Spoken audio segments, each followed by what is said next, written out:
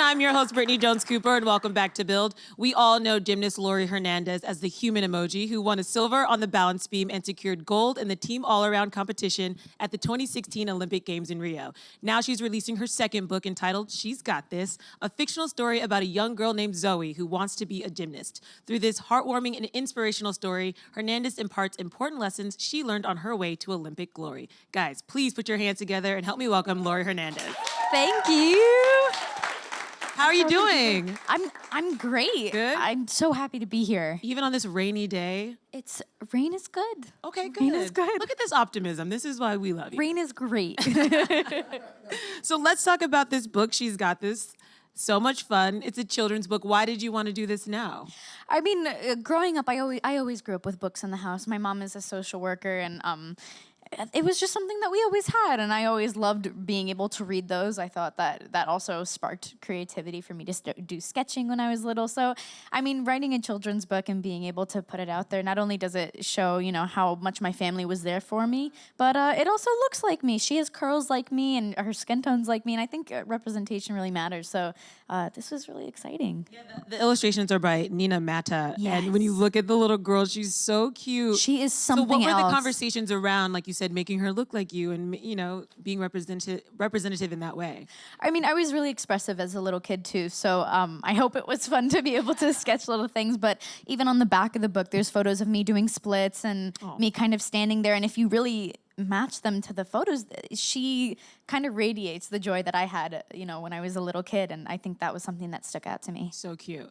And what was the writing process like for you? Like, how do you even start to write a children's book? I mean, I feel like it's pretty difficult because, I mean, overall, kids like to look at the big picture, you know, and so details are important, but overall, they look at the big picture. So it's making sure that it's something that can grab their attention. Right. And I'm sure there was a lot of different stories you could tell, because this is sort of, it's not you, it's sort of loosely based on my story. The character's name is Zoe. That's my middle name.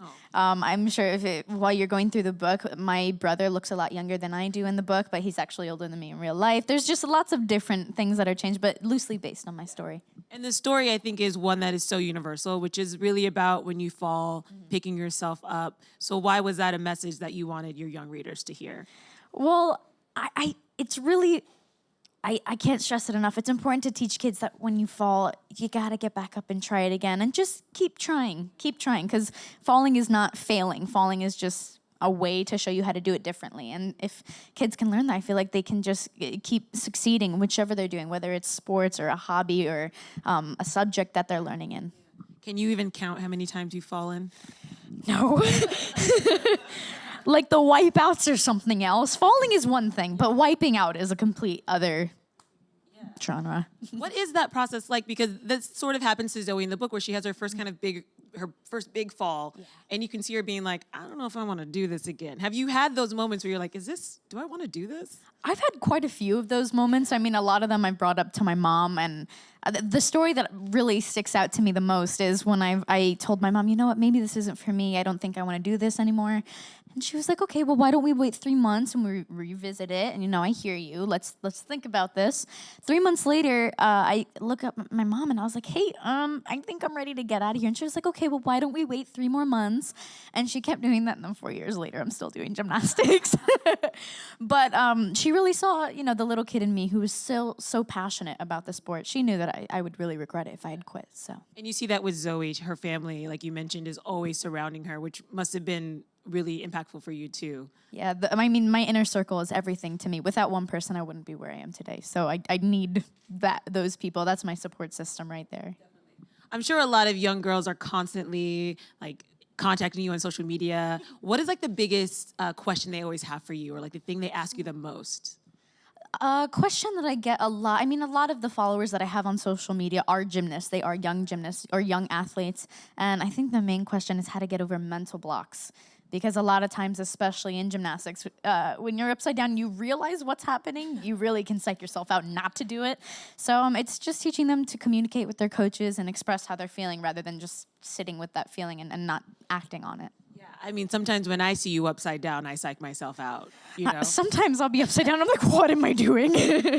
What is this? But I mean, it's just repetition. And once your body starts to get used to it, then it's really fun and you can enjoy the process. But at first, it is a little scary.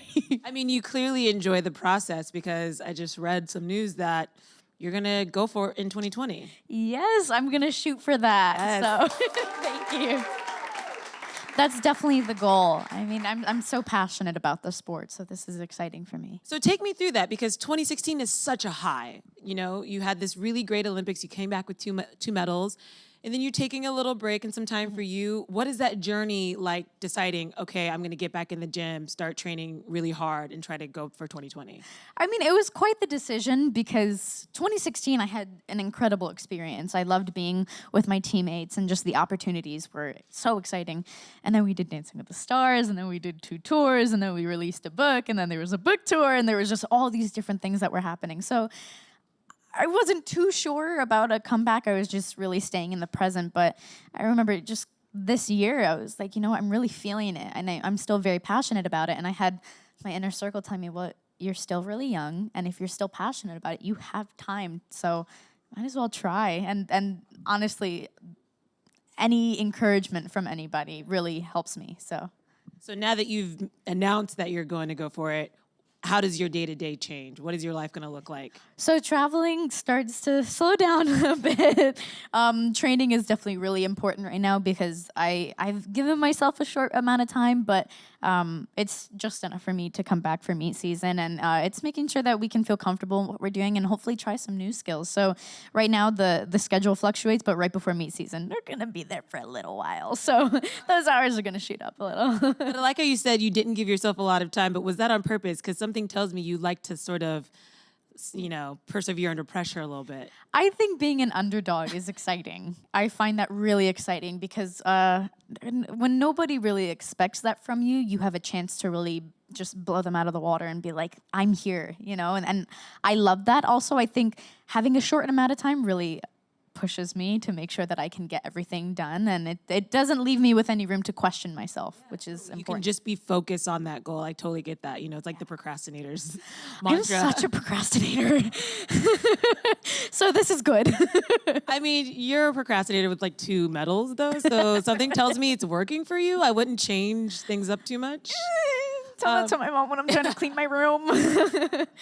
But in addition to that, you also have your own Barbie doll, which I just saw, which is so cool because they've really done this whole push of making Barbie dolls of really, you know, amazing women, including a lot of Olympians. Gabby Douglas has one. Ibtihaj Muhammad has one. So what does it feel to look down and see this little figure that looks like you? It is such an honor. I mean, I played with Barbies ever since I was a little kid. I would wake my friends up at 6 a.m. and be like, hey, come on, we're going to go play today. And they wouldn't argue with me. They would just sit and play. So it's a really big honor, especially to have a Barbie that looks like me, you know, and a Barbie that has my hair and you get to move her however you want. I think that it's really important for kids to see that this is something that they could do if they wanted, you know? So it's an honor. And to be part of the Shiro line, I mean, that's insane. I love that you single out the hair because that is such a big thing. I don't think people understand for little girls of color, Black, Puerto Rican, no matter what, if your hair is curly, it wasn't represented in Barbie dolls for so long. And so when you point that out, I'm like, yes, like young Brittany is also very excited about it, you know? Yeah, I mean, I always wanted to straighten my hair as a little kid. I mean, being in elementary school, everybody has straight hair. And so it's just, here's me with like my little frizzies out. It was something that was awkward. I always wanted to straighten my hair for picture day or for any banquets that we did. So growing up and seeing that it's something that's so beautiful to embrace. And there's different ways of doing it. And I'm really excited about this. That responsibility seems to be something you feel really comfortable and proud to carry. It doesn't seem like a burden to you. Absolutely. I take the responsibility of just trying to spread positivity, whether that be through social media or the things that I'm doing, because I recognize that I have so many kids and young teens that follow me, and it's making sure that I can be that positive role model for them, because I remember wanting that as a little kid. I mean, there weren't too many Hispanic, if that, there weren't any Hispanic gymnasts for me growing up. And so being on a team that was so diverse was really important to me. And I love that that was able to happen. Absolutely. I mean, it was, you say you're young fans, but I think for even people older than you, it's just really important and nice to see how things have evolved and continue to change, especially in the athletic world, Yeah. for sure. And there was also one more thing before we go to questions. I'm a huge fan of American Ninja Warrior, and you're going to be hosting the kids version of that. Yes. Which launches this weekend. It launches this weekend. It's American Ninja Warrior Junior. I am the co-host, the sideline reporter. I get to ask the kids these awesome questions, and they are fierce. I mean, the age group is 9 to 14, and so you're just seeing these, little, just muscular kids. I call them little turbos. Yeah, like flying through these courses. So they are incredible, and their camaraderie is something else. Have you done the course? I actually did try the course. I mean, it's the kids' course, and they're a lot taller than me, so I feel like it counts. It works. But I had tried it. I had my mom's shoes on, so that was my motivation to not fall. But I made it through. So You got through. I got through. That's amazing. So what do you say to these kids? I mean, do they look to you for encouragement, or are you just kind of helping them process what they just did on the course? For the most part, I get to help them process what just happened. I mean, I remember competing and kind of just not thinking about what happened at all. At some point, your body just starts doing the movement. So when you ask about it, it kind of lets you recall what just happened and to allow the kids time to think about that and to speak on how they felt they did. I think it's important. I think we're getting to give them a voice on how they think they did too. Why was this something you wanted to do? Are you a big fan of the show? I am a big fan of the show, and so when I was approached with the opportunity, we were like, of course, this is amazing, And so also, I feel like I get to relate to these kids in a way, and being 18, getting to talk to these kids and really getting to connect with them, that's really important. Do you see yourself doing, I mean, obviously you got 2020 to focus on, but do you see yourself doing hosting and commentating, like maybe in the sports world? Because it seems like a natural fit for you. I mean, the mic looks really good in your hand. Thank you. Yeah. I mean, I definitely wouldn't rule out that possibility at all. I mean, I would love to be an actress as well. So I wouldn't rule that out. But I mean, for right now, definitely the big focus is on gymnastics. I saw that you are voicing a character on, what is it, Middle School Mogul? Yes. Yeah, so the acting thing, you're sort of starting to plant these little seeds everywhere. Absolutely. I mean, the past 2 years have been such a big blessing. I've had so many different opportunities where I've gotten to dip my toes in the water and see what I like and things that maybe we could try differently. And that's been really exciting, especially at a young age. It's figuring out different things for me to do that maybe I didn't even think was a possibility. That's amazing. I think a lot of people underestimate just sort of the platform that the Olympics, and if you really take advantage of it, Absolutely. you can really do a lot of cool things. Yeah. And you're doing that. Thank you. Yeah. Let's go to the audience really quick for some questions before we go. Hey, Laurie, I just want to say thank you so much for being such a great inspiration. I'm a sports management major at NYU, so I just came from class. So you're really such a big inspiration. I just wanted to ask, so what is your training regimen or any new skills going to be different from 2016 Rio to 2020 Tokyo? Right now, we're not training anything too different from what I did last time. I mean, the code of points has changed, and so we're going to have to make some adjustments to make sure that there are no deductions. But for the most part, it's just kind of getting back what I had done before and perfecting the little things, which we think is really important. How have the points changed? I didn't know that. Does it To be make it quite harder? honest with you, it makes it a little harder. I mean, there's just a lot of, I don't exactly know them word for word, but basically just little changes like connection differences. And if you're adding skills together, the base skills for the uneven bars, the rules for that changed a bit. So it's just getting comfortable with that. God, they just don't make it easy. One last question.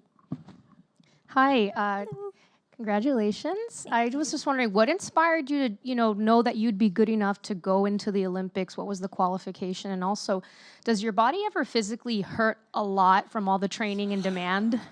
And how do you deal with it?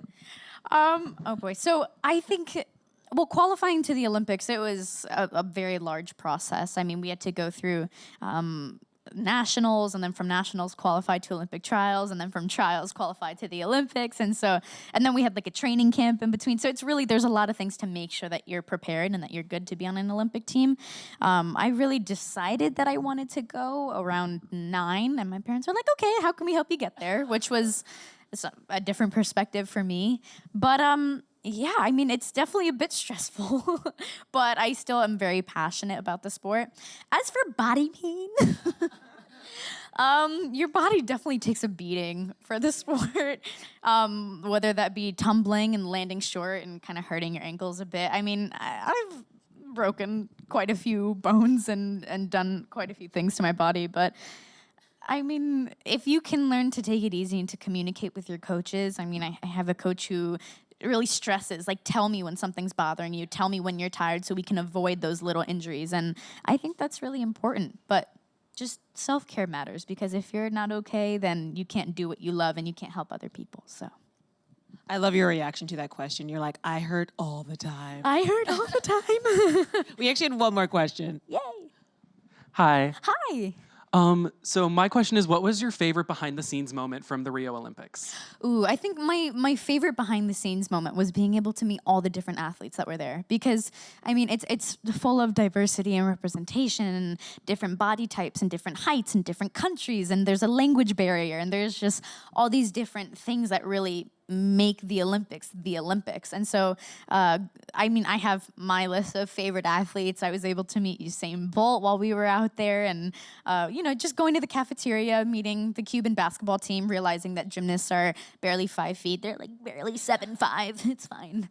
And so they're super tall, and just meeting different people and we got to trade pins with them as well. So that was something else. Yeah, connecting with them. That's important.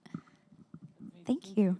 Well, I cannot wait to follow your road to 2020. I mean, your biggest fan is right here. So good luck on training and everything you're doing. We all support you. In the meantime, go check out her book. She's Got This. It's available right now anywhere books are sold. Give it up for Laurie Hernandez. Thank you.